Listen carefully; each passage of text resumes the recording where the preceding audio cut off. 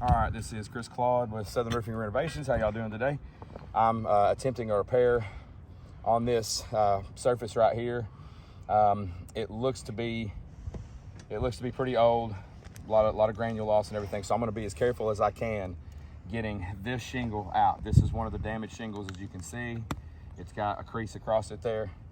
So I guess this is one that's getting paid for on the front slope. Also, I want to make in note that on the insurance scope, it was saying it's paying for the front slope. If we move the camera over there, that is actually not the front slope. That's actually the left slope of the house. So if we need to do stuff on the left slope, it also affects that slope over there on that side of the house. So that's the left slope. This is the front slope. But we're just trying repairs on the front slope on a damaged shingle. And seeing what it does to the surrounding shingle. So here we go. I'm using a flat bar to get the shingle up. This is the roof snake. The roof snake is actually a little bit thicker than the flat bar. This is made for getting the nails completely out. So I can use this. The high nails, I have to use this. The low nails, I use this. But the main thing the roof snake is for putting the nail in, so we don't lift the shingle up. So I've got to have to get the shingle separated with this. That one's already separated, of course. See how I'm keeping the bar flat to the roof.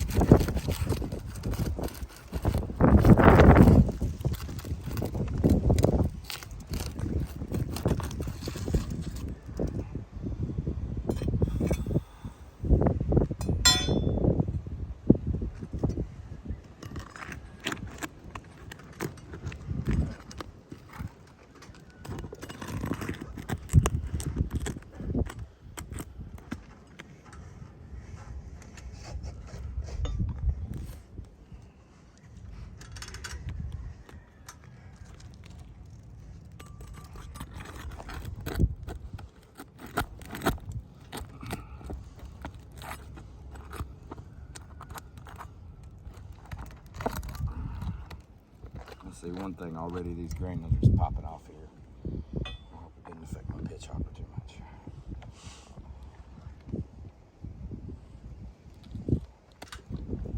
Gotta get that one out.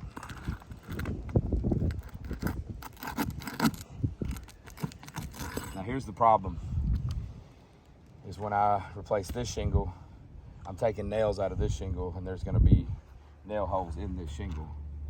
So to put the nails right back in those same holes is not really going to hold them on there.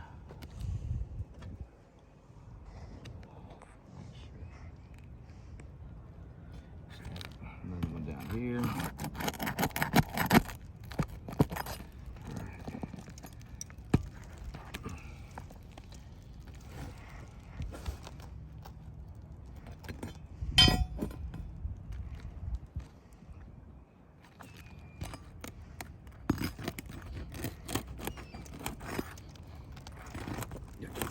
There.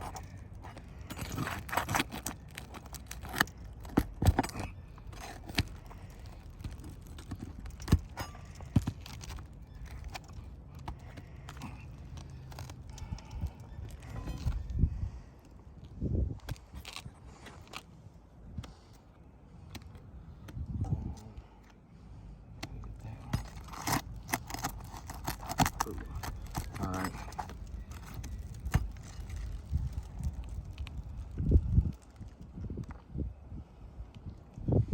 Really liking the nails being taken off.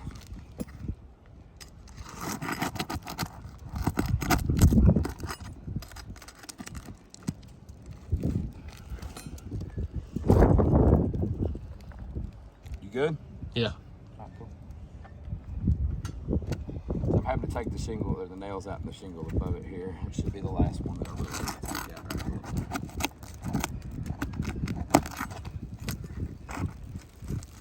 Get this Now, hand that camera up to me. You're gonna get a good shot of my camera guy, Patrick, there. All right, so here we go. I don't know what I just did. Still rolling.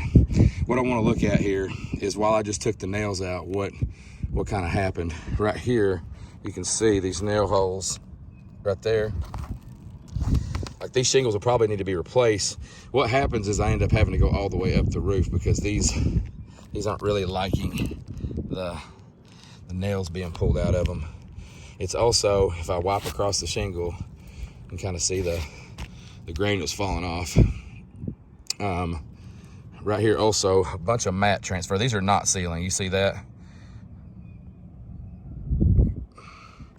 The mat transfer is really bad under there. So these ones above the one I'm taking out are really never gonna seal back in properly, and that's gonna be for the whole roof. They'll just do that all the way up. But here you go, Patrick.